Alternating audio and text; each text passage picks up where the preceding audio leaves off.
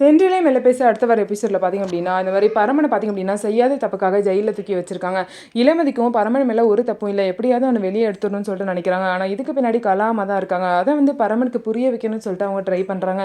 இதனால பரமனை நேரில் போய் பார்த்து பேசணும்னு சொல்லிட்டு அவங்க ட்ரை பண்ணி போலீஸ் ஸ்டேஷனுக்கு போகிறாங்க. பரமன் பார்த்திங்க அப்படின்னா சாப்பிடாம கொள்ளாமல் ஒன்று நினச்சிக்கிட்டே இருக்காமா அப்படின்னு சொல்லிட்டு அங்கே உள்ள ஒரு கான்ஸ்டபிள் வந்து பார்த்திங்கன்னா இளமதி கிட்டே சொல்கிறாங்க, நான் வந்து அவனை பார்த்து பேசணுன்னே அப்படின்னு சொல்லும் போது சரி நீ போய் பேசு அப்படின்னு சொல்லிட்டு சொல்லவும் இளமதி உள்ளே போகிற கரெக்டான அந்த நேரம் பார்த்து அங்கே ரிஷி வந்து பைக்கில் வந்து அவங்க முன்னாடி நிற்கிறாங்க. எங்கே வந்த அப்படின்னு சொல்லிட்டு கேட்கும்போது நான் பரமனை பார்க்க வந்தேன்னு சொல்கிறாங்க. அவன் வந்து கொலை பண்ணியிருக்கான், அவனை பார்க்கலாம் அலோக் பண்ண முடியாது, யாரும் அவனை பார்க்கக்கூடாது அப்படின்னு சொல்கிறாங்க.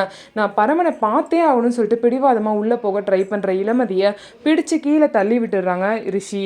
ஸோ இதுக்கப்புறம் இந்த பிரச்சனை எப்படி போய் முடிய போகுது, பரமன் எப்படி வந்து ஜெயிலேருந்து வெளியே வர போகிறாங்க, இளமதி எப்படி காப்பாற்ற போகிறாங்க அப்படின்னு சொல்லிட்டு பார்க்கலாம். கலாமாவோட உண்மையான முகத்தை பரமன் புரிஞ்சுக்கிட்டா மட்டும்தான் இந்த பிரச்சனை எல்லாத்துலேயும் இது அவங்க வெளியே வர முடியும். ஸோ இதுக்கப்புறம் என்ன நடக்க போகுதுன்னு சொல்லிட்டு வெயிட் பண்ணி பார்க்கலாம்.